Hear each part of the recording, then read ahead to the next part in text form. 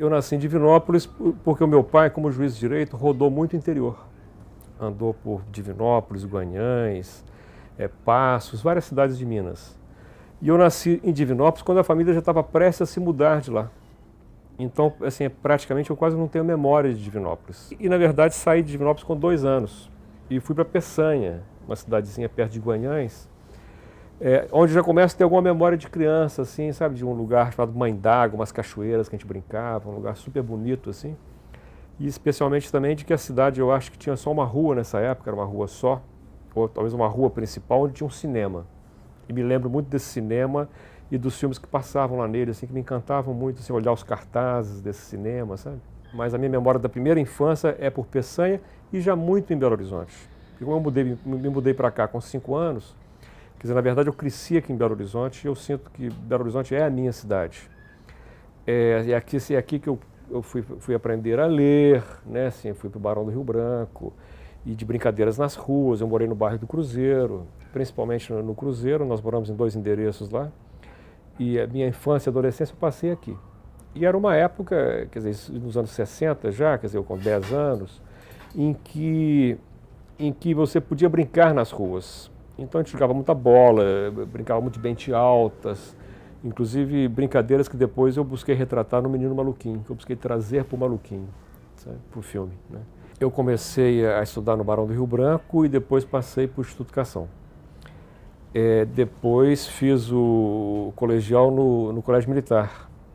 Do militar eu passei para o Colégio Universitário do UFMG, que foi uma belíssima experiência, assim, aliás, tenho a maior saudade do universitário, porque o universitário foi criado e na época dirigido pelo reitor, pelo professor Luiz Pimenta, e era uma ideia ótima que era fazer uma transição já entre o colégio e a universidade de uma forma mais orgânica, que o aluno já, sem aquela separação radical que até agora você fez colégio, agora a universidade, seria uma ponte. E já preparando o aluno, quer dizer, o garoto, o adolescente, né, já assim com uma visão mais universitária, uma coisa mais acadêmica, já com um estudo mais diferenciado. Eu tive muita vontade de ser militar. Aos 11 anos de idade, 12 anos, o meu pai tinha um irmão general Antônio Carlos Raton. Então, assim, essa coisa de ser militar, acho que passava um pouco pela admiração, assim, pelo meu tio e tudo, então me deu vontade de ir para o Colégio Militar, onde eu fui nesses anos, quer dizer, entrei para o Colégio Militar, eu acho que em 62, e lá dentro eu comecei a me desencantar muito com a possibilidade de ser militar. Era um colégio que tinha um ensino muito bom, por um lado, sabe, uma exigência, assim, de estudo, bons professores e um nível de alunos muito bons também. Agora, por outro lado, tinha uma coisa que eu não gostava, que era a questão da disciplina militar. E eu acho que aquilo assim, começou a me afastar muito, assim, o rigor, uma certa... a concepção de vida militar mesmo, né? Eu acho que eu comecei a entrar em choque, em conflito com ela. E eu estava no colégio em 64, quando houve o golpe militar. É claro que eu tinha 13 anos, era um garoto, assim, e a percepção da gente, assim, do que estava acontecendo era, às vezes, muito incompleta, muito fragmentada, né? Mas eu me lembro muito bem, assim, de que alguns professores deixaram de dar aula para nós, depois do golpe. Eu me lembro especialmente de um professor de geografia que eu tinha, que não voltou mais. A gente teve notícias de algumas prisões, inclusive no colégio, de alguns oficiais presos, de oficiais afastados do colégio. E entre nós, garotos, assim, correram-se uma série de boatos de que naquele ano a gente ia desfilar o 7 de setembro com armas carregadas, porque a gente desfilava armado, mas, obviamente, inclusive no caso dos garotos, com armas que já não tinham tanta eficiência mais, assim, com fuzis antigos. Mas correu boatos, assim, os boatos eram muitos, né, que a gente estava ali dentro de uma instituição militar, de qualquer maneira. Era uma época em que estavam surgindo os Beatles, toda uma revolução cultural acontecendo, e a visão dos militares era de um pouco de cercar essas coisas, né? Impedir que isso chegasse na cabeça dos alunos, tá? E a começar o fato de ter que cortar o cabelo, numa época todo mundo estava deixando o cabelo crescer, sabe? Assim, então eu sei que eu saí do colégio com um certo alívio também, sabe? Assim, saí a fim de... Além disso, de partir para uma escola que fosse mista, que tivesse meninas também, moças também. O Colégio Militar é uma instituição muito masculina. Agora, tenho lembranças muito agradáveis de lá também. A minha participação política já vem, assim, já desde no Colégio Militar. mas não participando muito, porque não era o caso, não havia muito ambiente para isso. Mas mesmo no colégio já tinham muitas pessoas, muitos colegas assim, que pensavam de forma diferente, que tinham divergências com o pensamento militar dominante da época, né? E aí a gente sabia também, inclusive, que haviam muitos militares que discordavam, né, da ideia daqueles que tinham tomado o poder. Na minha passagem para o colégio universitário, eu caí num mundo completamente diferente. Aí já vinham estudantes de outros colégios e era um colégio já muito aberto ao mundo, ao que estava acontecendo. Então a nossa participação era muito grande lá dentro. O movimento estudantil era uma coisa que acontecia livremente dentro do colégio universitário. O movimento estudantil sempre foi atravessado por várias correntes de pensamento, por vários grupos. Você tinha grupos como a AP, a Ação Popular, de origem mais cristã, mais católica, e os grupos de origem marxista, que eram as dissidências que vinham do Partidão, do Partido Comunista Brasileiro, outros que vinham da POLOP, que era a Política Operária, que já era uma dissidência do partido. E eu me aproximei de um grupo dessa antiga POLOP, uma dissidência da POLOP, que mais tarde veio a ser a Colina, que era um grupo basicamente mineiro, que depois teve ligações com São Paulo e Rio de Janeiro, mas que era um grupo basicamente formado por gente de Minas Gerais. E eu comecei a participar, a ter uma participação mais ativa no movimento estudantil ligado ao pensamento desse grupo, sabe, que tinha uma visão de que você só conseguiria fazer o Brasil avançar naquela época se você tivesse uma luta armada. E tinha uma concepção que um pouco se inspirava na experiência cubana, no que tinha havido na Revolução de Cuba. Mas basicamente assim, a ideia de que para você suplantar os problemas da miséria, da pobreza no Brasil, para você avançar, você tinha que tomar o poder e isso tinha que ser tomado através das armas. Essa era uma concepção básica, né? Eu sinto que, quer dizer, assim, a minha participação política nessa época ela se aprofundou muito. Eu acho que a gente vivia um clima que estava tudo acontecendo no mundo naquela época, né? A gente vivia a guerra do Vietnã, os Estados Unidos no Vietnã sendo derrotados por uma nação muito mais fraca, muito menor, mas que estava a diferença de hoje, por exemplo, a gente vê uma guerra do Iraque, né, desse massacre que houve. Lá no contrário, a gente estava vendo um Vietnã onde de repente os vietnamitas com poucas armas, estavam derrubando helicóptero e humilhando o império norte-americano. Quer dizer, então tudo aquilo acho que despertava em nós jovens, assim daquela época, de que a possibilidade de mudança dependia muito da sua vontade, do seu desprendimento, sabe, da sua ousadia. Tanto é que naquela época o slogan de uma das organizações que eu participei, que foi a VAR Palmares, era ousar lutar, ousar vencer. Eu acho que essa ideia da ousadia foi uma coisa que atravessou muito a minha geração, de que era possível você fazer as coisas, mesmo os sonhos mais difíceis, desde que você ousasse. E que para isso tinha que ter uma boa dose de coragem também, né? E eu fiz o concurso universitário para arquitetura e passei. E na hora de fazer a matrícula, eu comecei a vacilar muito, porque acho que nessa época eu já estava começando a ler muita coisa de economia marxista, já pensando assim, querendo estudar a sociedade. Isso me levou a estudar economia. Então entrei na Federal, na UFMG, e na UFMG, quer dizer, na FACE, né, na Faculdade de Ciências Econômicas, que ficava ali na Curitiba Contamópolis, um centro de Belo Horizonte, e era uma escola muito política, muito politizada, com muito movimento estudantil, uma escola que tinha uma tradição assim, de participação muito grande. E eu continuei militando lá dentro, no meu grupo, ligado à Colina, nessa época, né?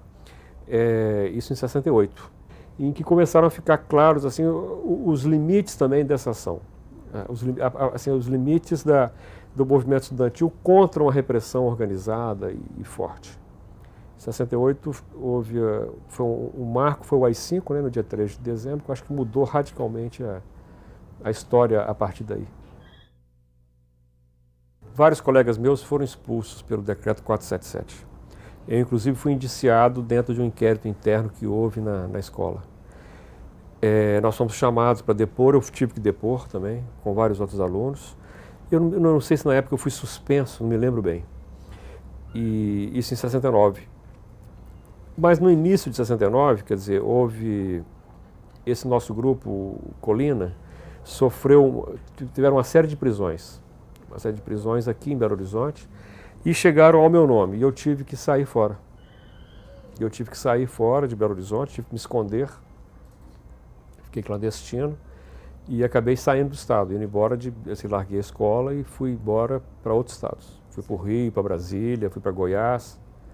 e fiquei clandestino um bom tempo. Torturou-se muito aqui, vários companheiros meus do Colina foram barbaramente torturados nessa época. A gente nessa hora estava dando um salto assim na luta, acreditando que na luta urbana, na guerrilha urbana, a gente criaria condições de estabelecer focos guerrilheiros no campo, né? Eu acho que era uma visão bastante ingênua da realidade. Nós tínhamos uma visão assim, muito onipotente, assim, sabe, aquela vontade de mudar o mundo, de como que aquilo tivesse, assim, tivesse ao alcance das mãos da gente mudar o mundo a partir de um grupo pequeno de pessoas, mas muito decidido, muito combativo, assim, né? E de que a gente podia, e que a gente ganharia adesão da sociedade, a adesão do povo brasileiro, né? Mas na verdade, quer dizer, o que se mostrou foi que o povo não embarcaria numa aventura desse tipo, as pessoas não estavam abertas para uma aventura assim, né? Eu sentia que nós, da classe média, que entramos nesse movimento, tínhamos esse sentimento. E que mesmo que tivesse, por exemplo, atuando numa organização marxista, eu sinto que esse sentimento de compaixão, ele era muito cristão. Ele era muito o sentimento de se colocar no lugar do próximo, sabe? O sentimento de sentir a dor do outro. E eu acho que esse sentimento continua em mim hoje, assim, com a mesma força. Embora a ação política hoje seja diferente, obviamente a gente amadureceu, o mundo é outro, mas eu tenho dentro de mim esse sentimento. Em 70, quer dizer, foram feitas várias ações armadas, inclusive nessa época a nossa organização se chamava VAR Palmares. VAR Palmares numa alusão ao movimento ao Quilombo dos Palmares, que foi um movimento de libertação negro, né? E um movimento de afirmação nacional também. E a VAR Palmares foi uma organização que fez algumas ações ousadas, entre elas o roubo do cofre do Adhemar, que ficou famoso, que foi no Rio de Janeiro. O Adhemar de Barros, que era um político que foi governador de São Paulo, né? Por 2 vezes, me parece. E ele deixou para uma amante dele, uma senhora com quem ele teve uma relação afetiva durante anos, um cofre abarrotado de dólares. E um militante da organização, o Gustavo, com quem eu convivi muito, várias vezes dizia que na casa da tia dele tinha um cofre assim assado, um cofre com muito dinheiro, um cofre com dólares, que era uma herança do Adhemar de Barros, etc. Acho que no princípio não levaram o Gustavo muito a sério, até que depois resolveram pagar para ver, e foi uma ação que foi comandada pelo capitão Lamarca, da qual eu não participei, mas vários companheiros próximos participaram. E eles entraram nessa casa, era uma mansão lá em Botafogo, no Rio de Janeiro, e pegaram esse cofre, que era um cofre muito pesado, enorme. O cofre veio quebrando todos os degraus da escada de mármore, porque eles não conseguiram carregar, então ele veio sendo arrastado, ele quebrou todos.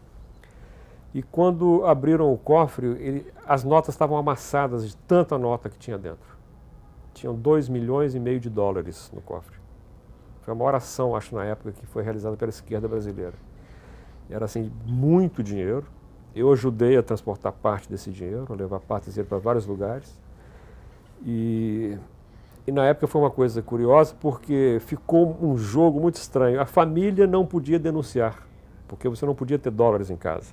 Era um dinheiro de origem, né, sabe-se lá como é que esse dinheiro chegou nessa casa. Então foi uma ação inteligentíssima. E a repressão não falava da quantidade de dinheiro. Cada hora eles divulgavam um valor. E era curioso porque esse dinheiro, quer dizer, curioso, isso faz parte da história, esse dinheiro começou a ser preso de volta, a ser apreendido de volta. Então caiu um aparelho, por exemplo, que tinha, vamos supor, 200 mil dólares lá, 100 mil dólares, não sei quanto. A repressão dizia que tinha 5 mil. Então esse dinheiro começou a sumir nas mãos de gente da repressão que pegava no aparelho e sumia com o dinheiro. A gente chamava de aparelhos as casas onde viviam os militantes da organização, que eram apartamentos alugados com esse fim, né, de você ter 2, 3 pessoas residindo e uma célula funcionando lá de repente.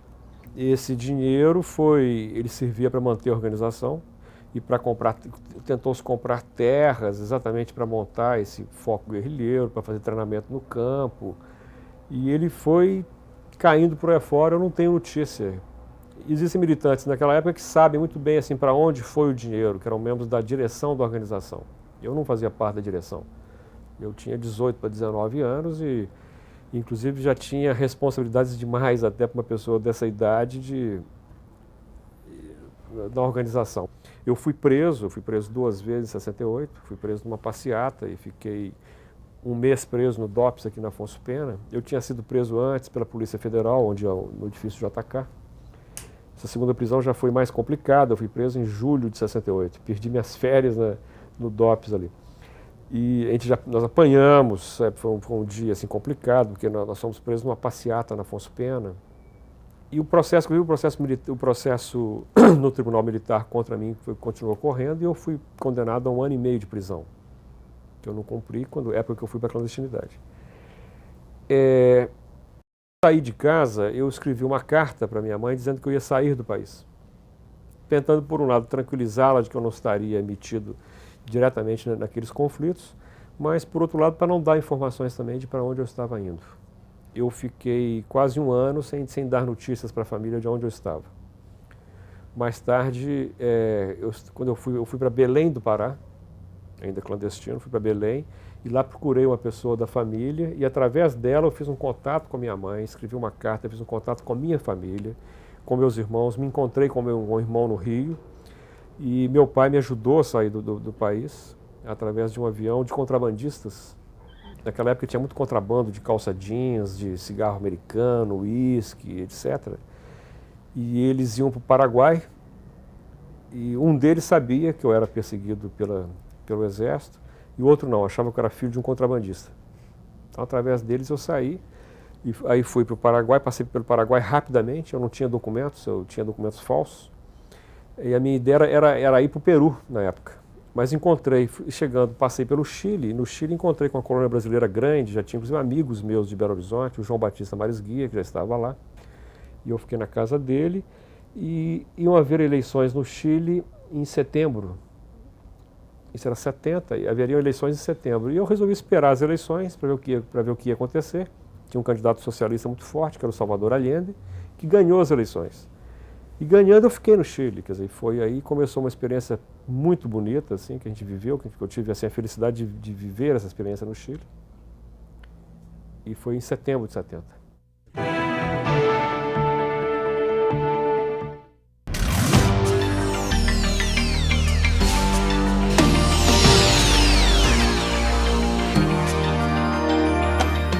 Eu vinha fazer cinema profissionalmente no Chile. Quando eu cheguei ao Chile, eu cheguei em 70 e eu busquei retomar meus estudos de economia.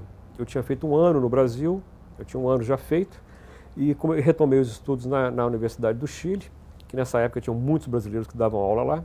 Tinham passado por lá já o Fernando Henrique Cardoso, o José Serra, a Maria da Conceição Tavares, o Carlos Lessa, que está no BNDES hoje, e muitos brasileiros assim que davam aula de economia e sociologia lá no Chile. Teotônio dos Santos, Emir Sader, muita gente realmente. E eu ingressei na escola de economia, mas assim, e comecei a perceber também que a economia não era a minha.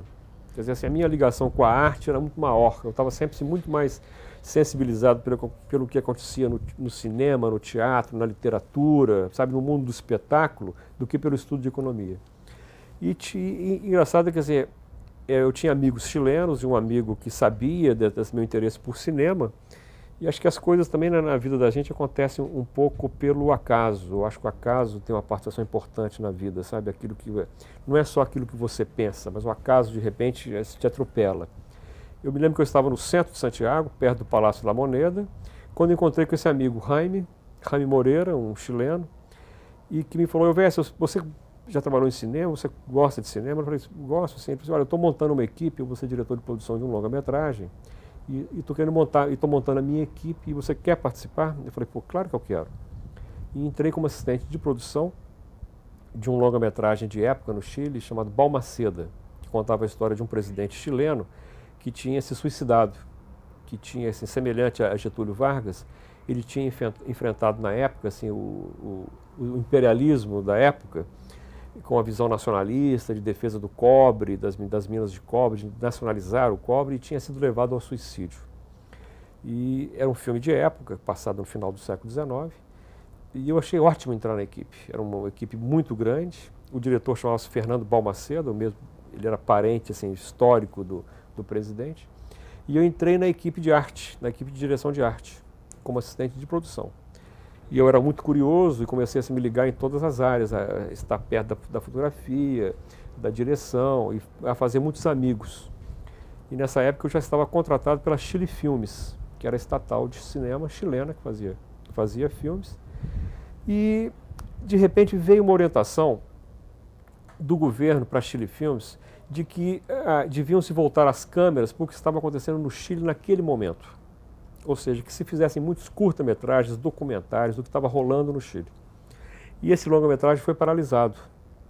E eu me lembro muito bem que o diretor, o Fernando, ele reuniu a equipe toda e contou, assim, ele estava preocupadíssimo com o que ia acontecer com o filme dele, mas ele, seguindo a orientação do governo, né, da Chile Filmes, e fez uma reunião com a gente e perguntou quem é que tinha ideia para alguns curtas.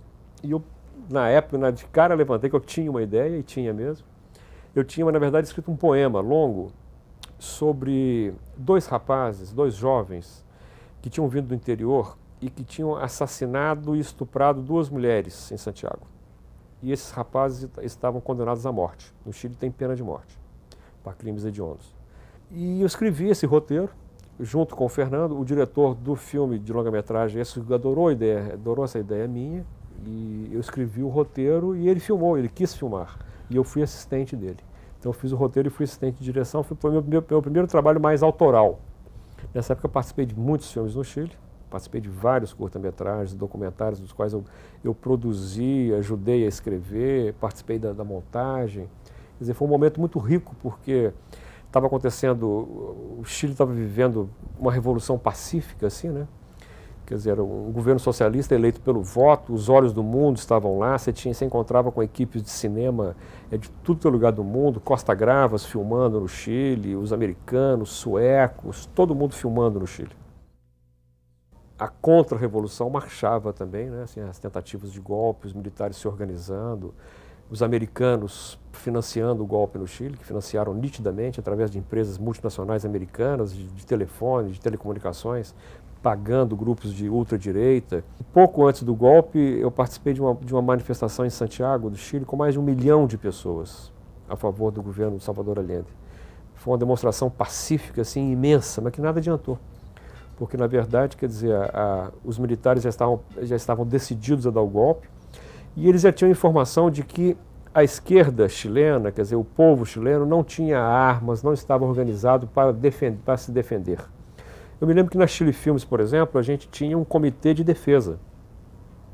Todos os órgãos estatais e públicos tinham. A gente tinha um comitê de defesa que tinha por objetivo defender a Chile Filmes no caso de um possível golpe.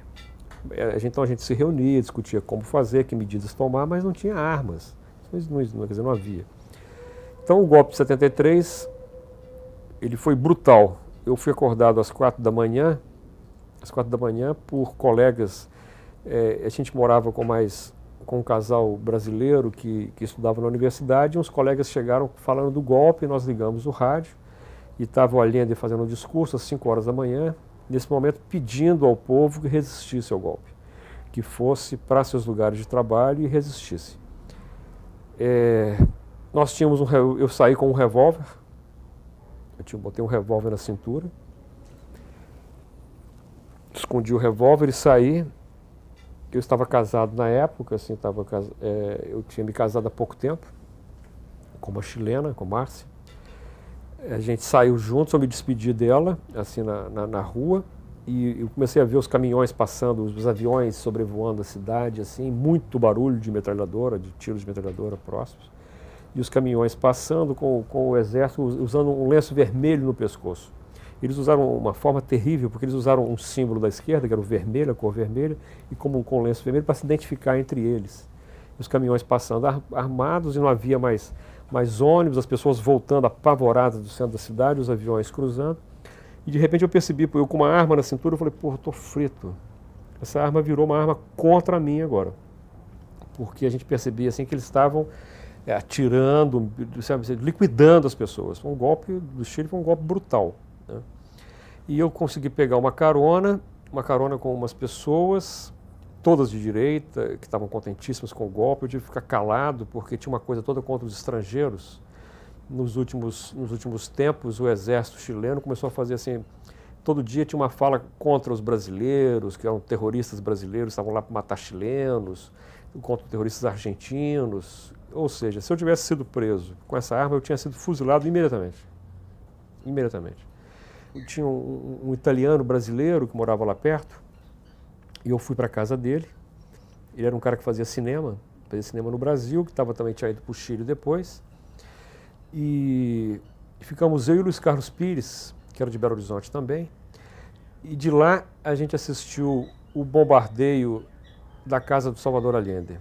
Eles bombardearam não só o Palácio de La Moneda, que eles detonaram La Moneda, como bombardearam a casa do Allende, que era próximo onde nós estávamos. Os aviões faziam umas incursões baixas e foram de uma eficiência incrível, bombardearam a casa dele, onde tinha um grupo de pessoas para resistir. E eles decretaram o toque de recolher, você não podia sair à rua.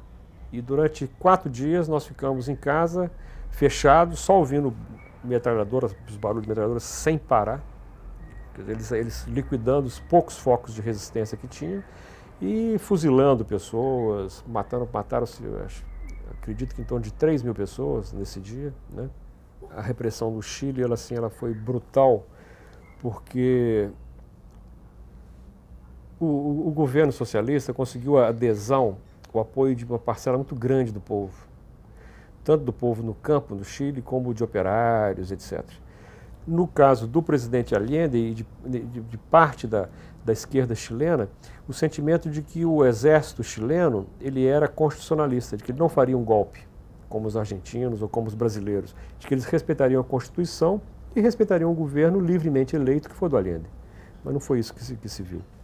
O golpe foi um dos golpes mais brutais e imediatamente começou a torturar muita gente, a prender muita gente. E eu tive que, nesse momento, quer dizer, minha primeira ideia era de me exilar. Sair fora, as pessoas todas se exilando, caindo fora, indo embora do país, correndo, pulando nas embaixadas. Mas eu tinha falado com a minha família pouco tempo antes, tinha conversado com meu pai, e meu pai me dizendo que a minha pena no Brasil, a minha condenação a 1 ano e meio, prescreveria, porque eu era menor de idade na época. Então, quando a pena dobrasse, quando chegasse aos 3 anos, ela prescreveria no dobro dela. Então, eu era menor de 21 anos, a pena já teria prescrito. Isso em 73, pouco antes do golpe. Mas tinha um problema grande ainda, que era como sair do Chile, porque o meu apartamento no Chile foi arrebentado pelo exército. Eles entraram em Santiago, isso inclusive foi uma coisa muito curiosa, que eu presenciei de dentro de um ônibus, eu voltando de ônibus para ir para casa, quando eu vejo o meu edifício tomado, com os caras apontando armas para o meu apartamento. E eles entraram lá e jogaram todos os livros no chão, arrebentaram as coisas do apartamento. E eu não pude voltar lá, quer dizer, então fomos para o interior, fiquei escondido. E eu resolvi recorrer a um amigo chileno, um grande amigo que eu tenho, chamado Juan Forte, cujo pai era militar. Era um general do exército chileno. E eu conversei com o Juan, e o pai dele me pediu ao exército um salvo-conduto para que eu pudesse sair do Chile para o Brasil. Então, esse salvo-conduto é que me permitiu embarcar num avião para o Brasil. Agora, se por um lado serviu para eu sair do Chile, por outro lado serviu para eu cair numa armadilha aqui no Brasil. Porque eles passaram toda a informação, quer dizer, o exército brasileiro e o exército chileno estavam agindo muito juntos. Havia, inclusive, notícias de brasileiros torturando no Chile, de oficiais brasileiros participando de torturas no Chile, assessorando os militares chilenos que não conheciam os métodos ainda estavam começando, né, ainda eram aprendizes. O exército brasileiro já tinha uma longa tradição em tortura nesse momento. Cheguei aqui no Brasil no dia 27 de dezembro de 73 e o meu avião foi praticamente afastado na pista do Galeão e eu fui sequestrado na pista. Eu desci do avião e entrou um carro, um Opala na época, prenderam a mim e a Márcia, que estava comigo. Nos sequestraram, me encapuçaram já aí dentro e eu fui para o DOI-CODE. Deixaram minha mulher na casa de um tio, me perguntaram onde que deixariam, eu indiquei e eu fui levado para o DOI-CODE da Barão de Mesquita nessa época, que era um dos centros de tortura no Brasil, onde morreram vários companheiros, onde muita gente foi torturada. E eu fiquei lá em torno de 30 dias, assim, sofrendo todo tipo de coação, já não sendo torturado com choque, pau de arara, não, mas passando por um tipo de tortura que eles tinham implantado, que vinha da Irlanda, que vinha da forma que eles combatiam o exército republicano, o IRA, que era de tirar, deixava a pessoa nua, te prendia numa espécie de geladeira, eram umas celas mínimas, todas pintadas de preto, para que você perdesse a noção do tempo, a noção de tudo. E eu fiquei, acho que 12 dias numa geladeira dessa, e depois comecei a ser interrogado. Eu me lembro que a única marca de tempo que eu tive foi quando eu estava preso nesse lugar, eu ouvi os fogos da passagem de ano, no dia 31 de dezembro. Eu falei, pô, é o Réveillon. Foi a forma que eu tive de sentir assim, alguma passagem de tempo. O meu tio general intercedeu por mim. Assim, acho que assim, eu não sofri mais assim, por causa dele, da presença dele, e também porque eu tinha vindo com uma carta, e esse general chileno, o general Juan Forte, ele tinha sido colega nos Estados Unidos do presidente da República nessa época, do Garrastazu Médici. E ele tinha mandado uma carta para o Médici que eu trazia comigo essa carta. E que, de certa forma, eu acho que me livrou de uma repressão pior.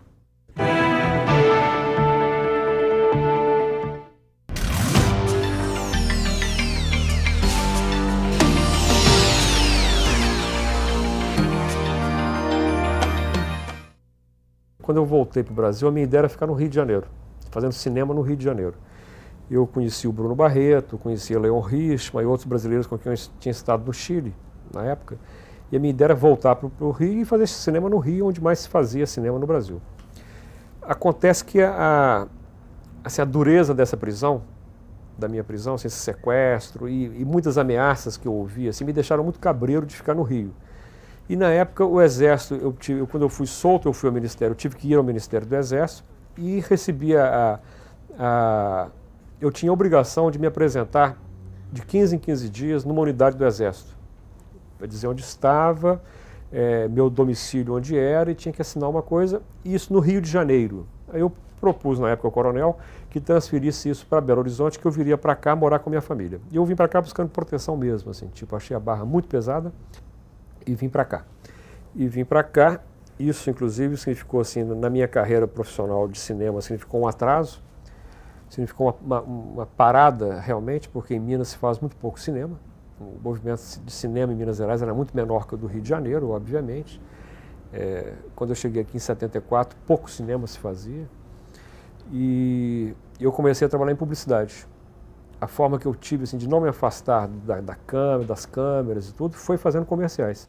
Nos anos 70, o cinema brasileiro viveu uma fase muito boa, porque foi quando o cinema brasileiro ameaçou de fato o cinema norte-americano. O Brasil chegou, os filmes brasileiros chegaram a ter 50%, quase 50% dos ingressos vendidos no Brasil eram para filmes brasileiros. Chegou a ameaçar tanto que os americanos começaram a impetrar uma série de mandatos de segurança contra a reserva de mercado para os filmes brasileiros, se sentiram realmente ameaçados. Foi uma época que se fazia muitos filmes, se gerou mercado de trabalho para muitas pessoas brasileiras trabalharem nos filmes, trabalhar como câmeras, em produção, como atores, equipe técnica. E isso é uma coisa que os americanos nunca admitiram. Porque os americanos, assim, eu tenho a seguinte concepção hoje, eles adoram competir quando só eles podem vencer. Eles não admitem competição quando eles podem perder. Isso é assim na economia, no cinema, em tudo. E naquela época, então, eles impetraram uma série de mandatos de segurança assim, constantes até quebrar a política da Embrafilme e impedir que o cinema brasileiro tivesse a expansão que ele estava tendo. Mas nos anos 70, quando eu cheguei, quer dizer, tinha essa maré muito boa de muitos filmes sendo feitos, mas não em Minas Gerais. Em Minas se filmava pouquíssimo. Se filmava principalmente no Rio de Janeiro e um pouco em São Paulo. O centro do cinema brasileiro sempre foi o Rio. Mas eu não estava no Rio, estava aqui em Minas e começamos nessa época um movimento para gerar produções aqui. Em 78 eu fiz um curta com um colega de agência, com o Fausto Prates, que é um ilustrador muito bom, um grande ilustrador, e ele tinha um personagem de uma galinha, a galinha da Algisa. E com ele eu escrevi um roteiro e dirigi junto com ele esse curta de animação, que era muito divertido, que era uma galinha em que sonhava que ela botava vários ovos e botava a terra era um dos ovos. Com a minha volta, assim, comecei a voltar aos poucos ao cinema, e fazendo psicologia, eu tive eu fiz psicologia muito porque eu queria estudar Freud. Eu acho que eu fiz assim, dentro de mim um movimento assim, muito de que, num primeiro momento, eu tive muito ligado à sociedade, ao movimento social, uma coisa fora de mim, e depois eu tive um momento de volta para dentro. E a psicologia me fez voltar ao cinema, de certa forma, porque fez uma ponte, porque através da psicologia, eu vi um dia, assim, na escola de psicologia, uma série de fotos do Hospício de Barbacena. E fiquei horrorizado com as fotos que eu vi. Eu vi aquilo e fiquei escandalizado de ver pessoas sendo tratadas como lixo humano, julgadas dentro de um pátio, 4, 5 mil pessoas, abandonadas ali, e assim, eu vi as piores coisas possíveis. E, assim, pessoas que eram submetidas a choque elétrico como forma de tratamento, que eram entorpecidas por medicamentos, assim, simplesmente para embotar essas pessoas, e aquilo me horrorizou, de 78, e eu fiquei na cabeça de fazer um documentário sobre aquele hospício. Eu queria entrar lá com uma câmera de cinema lá dentro. E em 79, havia todo um movimento anti-manicômio no Brasil e no exterior. Era um movimento liderado por uma figura, por um italiano maravilhoso chamado Franco Basaglia, que era um psiquiatra, um grande psiquiatra, que tinha acabado com os manicômios hospícios na Itália, tinha derrubado os muros do hospício e tinha colocado na posição de que a sociedade tinha que conviver com os loucos que ela produzia. E em 79, todo esse movimento antimanicomial levou, que foi muito forte aqui em Minas Gerais, e assim, o secretário de Saúde permitiu a visita de uma comissão de pessoas a Barbacena, com alguns psiquiatras, psicólogos, sabe, enfermeiros, jornalistas, e eu fui também. Nesse grupo eu fui, e aí que eu fiquei estarrecido com o que era Barbacena, sabe assim, o pátio das mulheres, 4 mil mulheres, assim, a grande parte nuas, abandonadas lá dentro, os homens também, vivendo assim, sem nenhuma possibilidade de individualidade, de se curar. Não eram lugares de cura, eram lugares de doença, eram lugares de adoecer as pessoas. E resolvi fazer um filme sobre aquilo, consegui montar a produção desse filme, produzimos esse filme em 79 e ele terminou em 80, Em Nome da Razão. Foi um documentário muito forte, ele foi premiado aqui no Brasil e premiado no exterior também. E ele fez a minha volta ao cinema assim, de maneira radical, sabe? Eu percebi assim, que eu não podia estar afastado do cinema, que era aquilo que eu queria realmente fazer, né? O cinema era assim, uma parte muito importante da minha vida e me fez voltar ao cinema. A gente começou nessa época a lutar muito junto com outras pessoas. Havia um grupo aqui em Minas Gerais que tentava fazer cinema, o Geraldo Veloso, Paulo Augusto Gomes, Paulo Leite Soares, Tarcísio Vidigal, e com essas pessoas a gente começou a lutar junto à Embrafilme para que a Embrafilme também investisse em Minas Gerais. E tivemos o apoio assim, decidido nessa época do governo Francelino Pereira e do Paulo Haddad.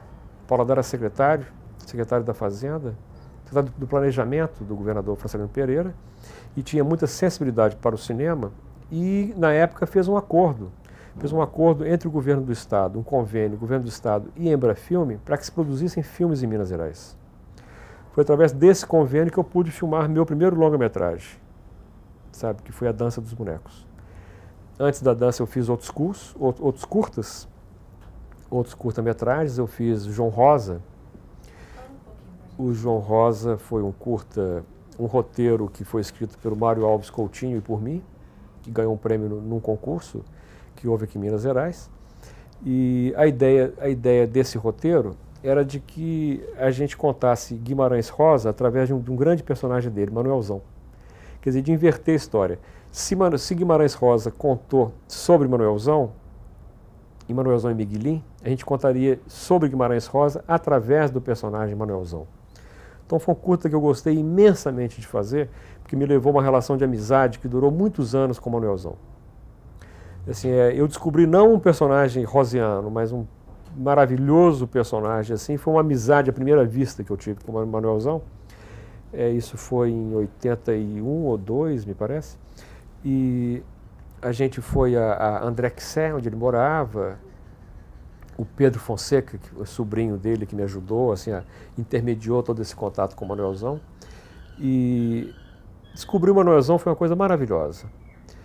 Assim, e o melhor mesmo era quando o Manuelzão não falava tanto do Guimarães Rosa, mas falava dele, da experiência dele, sabe? Isso é que eu descobri no curto, assim, deixou de ser tanto a sua visão só do Guimarães Rosa e passou a ser muito Manuelzão com seus casos, a sua forma de ser, sabe?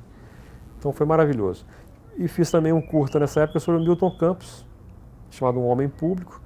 Milton Campos sempre foi um político que eu admirei muito aqui em Minas Gerais, embora assim, muito diferente das minhas ideias radicais nessa época políticas, mas Milton era um exemplo assim, de um homem público que, assim, cuja dignidade, cujo trato com a coisa pública, assim, eu vinha descobrir pesquisando nesse roteiro, sabe assim, a ideia de democracia do Milton Campos, a sua lisura, assim, a sua forma de agir. Foi um homem que deixou o Palácio da Liberdade e voltou para sua casa para viver da forma que entrou, saiu, sabe assim. Então, assim, uma vida de homem público realmente inatacável, impressionante, e com todo um pensamento político que eu acho que até hoje é marcante em Minas Gerais.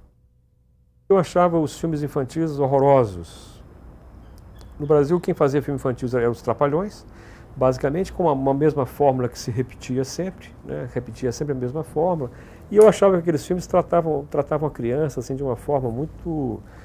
Tratavam a criança com muito pouca inteligência, com muito pouco respeito a capacidade das crianças de sacarem as coisas, de entenderem. Sabe? Eu achava que reduzia muito as crianças, assim, como se fossem adultos burros. E fiz A Dança dos Bonecos, que é um filme anticonsumo. É um filme assim, anticapitalista, no sentido de que ele coloca a ideia de que a magia não é algo que se possa reproduzir em série. De que a magia é algo que você tem, que tem dentro de si, que você puxa para fora, sabe? Eu trabalhei com Wilson Grey. Wilson Grey é um veterano do cinema brasileiro, tinha feito mais de 200 filmes e nunca tinha feito um primeiro papel. Ele sempre era um ator coadjuvante. Em A Dança dos Bonecos ele fez o papel principal, que foi o Mr. Capa. Pude trabalhar com o Álvaro Apocalipse, que criou os bonecos. O Álvaro assim, é um artista que eu admiro imensamente. Eu acho que tem um traço genial, traço de gênio mesmo. Eu acho que o traço do Álvaro é de gênio. A Dança dos Bonecos foi um filme feito com muito poucos recursos. Foi um filme que eu acredito que custou em torno de $300 mil. E a gente teve que ir inventando. Por exemplo, assim, tem uma sequência onde os bonecos dançam no quarto da menina, que nós tivemos que reproduzir esse quarto a 2 metros de altura, reproduzir o quarto para que os manipuladores ficassem embaixo, manipulando entre as tábuas, entre o assoalho. Um curta que eu gosto muito, que é o Elixir do Pajé, que eu fiz baseado num poema Desbocado, do Bernardo Guimarães. É um poema todo rimado, que conta a conversa de um homem com o seu pênis, extremamente engraçado. E que esse era um livrinho que circulava de forma clandestina aqui por Minas Gerais, sempre circulou o Elixir do Pajé. E é curioso que ele nunca fez parte da antologia do Bernardo Guimarães. E é muito criativo, é divertidíssimo, é de um nível de elaboração, assim, de sacação do Bernardo Guimarães, e é engraçadíssimo. E eu resolvi filmá-lo e fiz com o Pereio, com o Paulo César Pereio, que é um grande ator, que eu acho que era quem podia falar aqueles palavrões tão bem, assim, tão bem escandidos, tão bem pronunciados, assim, como o Pereira, e filmei em Ouro Preto. Fez um sucesso muito grande na época. O Collor foi eleito em 90, e como ele não teve o apoio da classe cultural, ele se vingou. E uma das vinganças dele foi destruir o cinema brasileiro. Ele acabou com a Embrafilme, não colocou nada no lugar. A Embrafilme era um órgão que precisava de ser reformulado realmente, mas precisava de ter uma outra coisa que continuasse a estimular o cinema no Brasil. E o Collor liquidou o cinema. Então foram anos onde não se fez nenhum filme no Brasil. O cinema brasileiro voltou timidamente em 92, 93, e foi quando a gente pôde fazer o Menino Maluquinho. Não era meus planos virar um cineasta de filmes infantis, mas veio a ideia do Maluquinho, fui convidado para dirigir o Maluquinho, e foi muito bom fazer. Assim, adorei trabalhar com o Ziraldo. O Ziraldo assim, é um vulcão de criatividade. A gente escreveu o roteiro juntos e eu tive, assim, foi ótimo fazer com ele deu muitas ideias. Não para o filme, no filme ele não participou assim, do filme, ele me deu liberdade total, assim, de forma muito generosa em relação ao personagem dele. O Maluquinho é um personagem fantástico, né? Eu adoro o Menino Maluquinho, eu acho que ele é um personagem drummondiano. Eu acho, na época, inclusive, que a gente estava conversando, eu estava conversando com o Ziraldo, falei, Ziraldo, me interessa muito a dimensão poética do Maluquinho. Não me interessa tanto o lado da peripécia, o lado da aventura, me interessa menos. Me interessa muito mais o sentimento poético dele, o sentimento de mundo que eu acho que o Maluquinho tem. E nesse sentido que eu acho ele muito inspirado em Drummond também. E o Ziraldo adorou essa ideia. E eu acho que, assim, de fato, assim, essa dimensão poética que o filme tem vem daí, sabe? De a gente encarar o personagem dessa forma. E foi um desafio porque o livro do Ziraldo, ele não conta uma história. Ele, na verdade, ele cria um personagem. E nós tivemos que, a partir desse personagem, criar uma história. O livro insinua algumas coisas, o personagem do avô, a separação dos pais. Nós fomos pegando essas pontas e puxando e escrevendo essa história. Mas sempre assim, para mim, eu sempre retornava ao livro, ao espírito do livro. Sabe? Eu acho que é por isso que o filme conseguiu assim, cativar tantos adultos e tantas crianças. Ele é um filme muito visto. Depois do Maluquinho, eu fiz uma série de curtas inspiradas em Belo Horizonte, chamada Pequenas Histórias. Eu estava chegando perto dos 100 anos de Belo Horizonte e eu comecei assim, a pensar que a cidade onde eu vivo, que eu vejo, que eu transito todos os dias, assim, podia ser cenário e me inspirou uma série de pequenos trabalhos, assim, sabe, que eu fiz para passar no cinema e distribuir em vídeo também, e que tinham sempre Belo Horizonte como cenário ou como personagem. Então brinquei com a época que Drummond subia no viaduto de Santa Teresa, sabe, ele e outros poetas nos anos 20. Lembrei de uma Belo Horizonte, como era citada nos livros, me perguntei um pouco como seriam os próximos 100 anos de Belo Horizonte e os próximos 100, um curta que faz uma síntese assim, de Belo Horizonte como metrópole. Em outro eu lembrei a Lagoa da Pampulha, o mercado, a barragem aqui, que eu acho que faz a barragem de Santa Lúcia, que faz uma convergência social entre classe média e favela, muito interessante, que eu chamei de barragem social. Então esses curtas foram exercícios assim, em torno a Belo Horizonte, que me permitiram continuar exercitando, continuar exercendo meu ofício de cineasta, enquanto me preparava também para um outro longa. E meu próximo longa, depois do Maluquinho, foi o Amor e Companhia, que eu fiz inspirado na obra do Eça de Queiroz, que eu adaptei para Minas Gerais. O Amor e Companhia eu fiz com um elenco grande, Marco Nanini, Patrícia Pilar, Alexandre Borges, Rogério Cardoso, um elenco de peso, assim, Cláudio Mamberti, e que eu filmei em São João del Rei e Tiradentes. Eu adaptei essa história para lá, usando um cenário histórico de Minas, que eu acho que se presta muitíssimo para isso. Quer dizer, o Amor e Companhia, que se baseia no Alves e Companhia do Eça de Queiroz, que se passa em Lisboa. Mas eu consegui criar o mesmo clima usando as cidades históricas de Minas.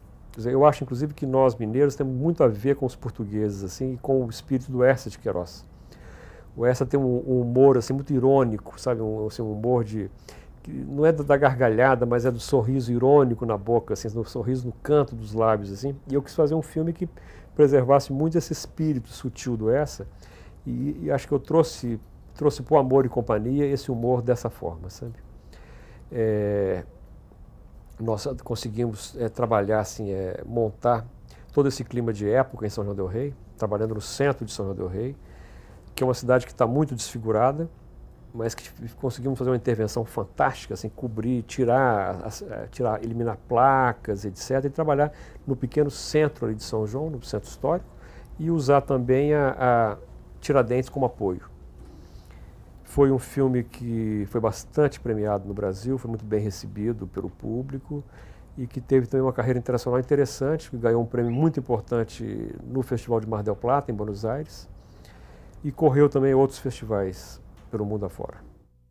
Uma Onda no Ar, ele nasceu assim, um certo retorno meu assim, a um cinema mais político, a um cinema mais engajado, e ele se inspira na história da Rádio Favela, que eu conheci aqui em Belo Horizonte, assim, ouvindo rádio no carro. Eu sempre adoro ouvir rádio quando estou no carro, eu acho o rádio um veículo fantástico. Mas senti assim, as rádios muito iguais, assim, sabe? E de repente descobri a Rádio Favela, assim, na hora do almoço, quando eu ia almoçar em casa e tudo, com os programas ótimos. Eu lembro que tinha um programa chamado A Hora do Corno, que eu me divertia muitíssimo na rádio, que só pode pedir música quem é corno. Então eu falava umas conversas muito engraçadas. E eu tinha ouvido uma série de histórias do Misael também, histórias assim, de intervenção do Misael no morro e tudo, e resolvi um dia conhecê-los. E subi o morro, fui lá na rádio, fui conhecendo o Misael, e na conversa com ele, com o Nerimar, com outras pessoas da rádio, percebi que ali tinha uma história fantástica para ser contada. e que era especialmente, assim, me interessou por ser uma história de vitória. Eu acho que no Brasil fala-se muito dos pobres, fala-se muito da favela pelo lado da derrota, pelo lado da tragédia. A gente só fala de bandido, de traficante, de mortes. E de repente eu estava descobrindo, no caso da Rádio Favela, um grupo de negros, pobres e que tinham sido conquistado uma vitória enorme, que era enfrentando a repressão durante mais de 20 anos, afirmar uma rádio. Então foi um filme que foi muito bom de fazer, assim, porque me levou, assim, eu circulei muito na favela durante muito tempo, assim, tanto na pesquisa do filme, antes de fazer, como na preparação, depois durante o filme. Nós filmamos no aglomerado da Serra, que é uma favela muito grande, onde vivem mais de 100 mil pessoas. E eu tive uma relação com a comunidade bastante boa, muito boa. Assim, em princípio, através da rádio, eu explicava o que ia ser o filme, a ideia do filme, e depois, muito pessoalmente, assim, a gente fazendo pequenas reuniões, conversando com os moradores, e filmamos sem problemas no morro.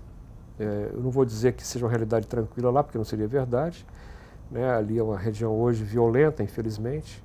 A rádio faz um trabalho muito importante lá dentro, assim, de conscientizar os jovens, de tentar afastá-los do tráfico. A gente continua recebendo pedidos de sessões nas periferias de Porto Alegre, de São Paulo, de Belo Horizonte, do Recife. E eu acho exatamente por ele assim, provocar um sentimento de autoestima nas pessoas, assim, de elevar a autoestima delas, de perceber de que elas podem realizar algo.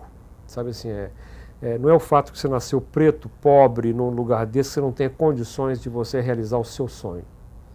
Sabe assim, isso explicitando certas coisas num país que nós somos um país que tem muito preconceito racial e um preconceito muito dissimulado que não é falado abertamente.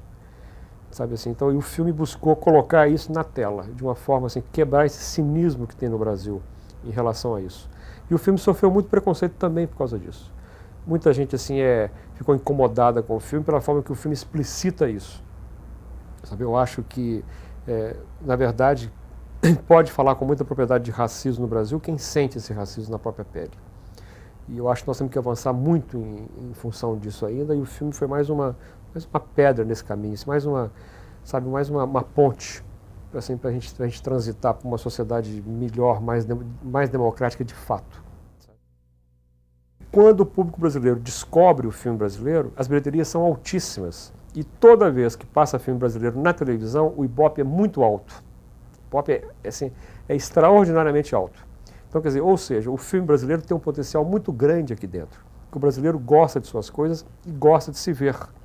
Tanto é que você vê que a telenovela consegue uma grande audiência. E o cinema brasileiro sempre conseguiu. Sempre conseguiu. Agora, a questão é como que ele chega ao público, como o público fica sabendo da existência dele. Eu acho que esse que é o grande salto nosso. E eu acho que hoje também uma questão básica é que se crie toda uma rede de cinemas populares. Voltar a ter um cinema popular no bairro, sabe? E aonde possa, por exemplo, passar filmes brasileiros que seguramente terão um grande público. Eu não tenho a menor dúvida em relação a isso. Quer dizer, então eu acho que assim, essa questão de como o filme brasileiro pode disputar mercado com o cinema norte-americano depende de que nossos filmes tenham condições similares de disputar o mercado. Atualmente a disputa é extremamente desigual. O filme norte-americano chega com uma publicidade brutal, além dele já ser um filme de grande orçamento, ele tem um marketing fantástico, né, que envolve todos os veículos de comunicação. Os filmes são capas de revista, estão na televisão permanentemente, não só através de comerciais, como de um marketing violento. Quer dizer, isso deixa o filme brasileiro numa situação muito desigual. Às vezes, eu sinto assim que o público brasileiro, se ele não tem muito contato com o filme brasileiro é mais estrangeiro para ele, é mais estranho do que o filme norte-americano, dada a presença, dada essa invasão norte-americana nas nossas mentes. Sabe? Agora, eu acho que é fundamental que o cinema brasileiro ocupe o seu espaço. E para isso tem que aumentar a sua visibilidade e tem que ter salas populares de exibição. Sabe? E tem que estar na televisão brasileira. Minas Gerais é um estado que tem vocação para o cinema. É um estado assim, olha só, nós somos contadores de histórias, temos grandes autores, sabe assim, grandes autores de histórias, de fabulistas, sabe assim, de criar histórias, de inventar, de se inspirar nos temas mineiros. Temos uma natureza muito diversificada. Você pega assim, por exemplo, tem paisagens como a da Serra do Cipó, você tem as cidades históricas, você tem o sertão, você tem o sul de Minas, que é outro, você tem uma quantidade de cenários, você tem Belo Horizonte, que é uma grande cidade, muito diversificados. E tem uma vocação audiovisual fantástica, Minas. Assim, ao longo da história, você sempre vê, desde Humberto Mauro até hoje, mineiros fazendo cinema e fazendo bem. Em todo filme que eu vou fazer, assim, a quantidade de pessoas que querem trabalhar no filme, que querem estagiar, é impressionante. A gente acaba absorvendo, não temos como absorver todos, mas absorvemos sempre um grande número.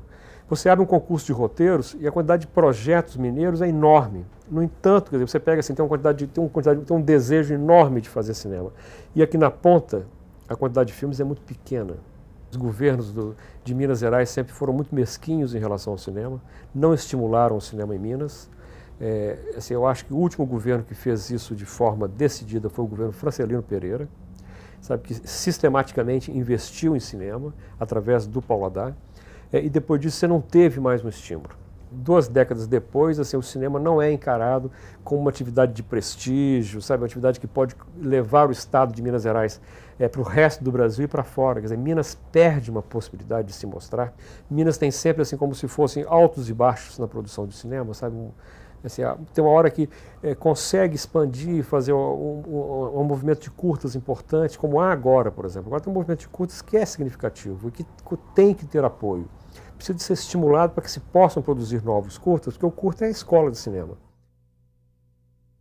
Eu estou trabalhando agora no meu próximo projeto de longa-metragem, que é o Batismo de Sangue, inspirado no livro do Frei Beto. É um livro que eu gosto muitíssimo e é um livro que conta a participação dos padres dominicanos na época da ditadura militar. Eu estou centrando, são vários padres, eu estou centrando a história em torno de 4 padres. Frei Ivo, Frei Fernando, Frei Tito e o próprio Frei Beto. É uma história muito forte porque envolve 2 episódios, eu acho assim, envolve um episódio marcante da morte do Marighella. O Marighella era o principal líder da guerrilha urbana no Brasil e ele foi morto numa emboscada em que o exército, de certa forma, utilizou os dominicanos para isso. Prendeu e torturou os dominicanos. Além de infiltração que já tinha na organização do Marighella, ele usou os dominicanos e na época usou inclusive tentando desmoralizar a igreja solidária, a igreja participativa, através desse episódio. E também, quer dizer, me interessa contar uma história importante disso daí, que é a paixão do Frei Tito. O Frei Tito, ele foi muito torturado naqueles anos e acabou se suicidando, anos mais tarde, num convento no norte da França. Eu acho que se a tortura é uma coisa assim, pavorosa, é algo que a gente tem que rejeitar com toda a nossa força assim, da alma da gente, a tortura ela significa de uma pessoa, um grupo se apossar do corpo de uma outra pessoa, prender essa pessoa e fazer o que quiser com o corpo dela, submetê-la à dor, ao sofrimento para obter algum tipo de informação, alguma coisa. No caso do Tito, a tortura se apossou além do corpo dele, da alma dele. O Tito nunca mais conseguiu se livrar dos seus torturadores.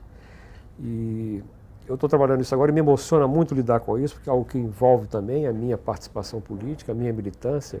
Eu tentei contar isso no final dos anos 90, com um filme que se chamava Era Uma Vez em Brasília, que acabou não sendo feito porque com o final do confim da Embrafilme, e agora acho que vou conseguir contar isso através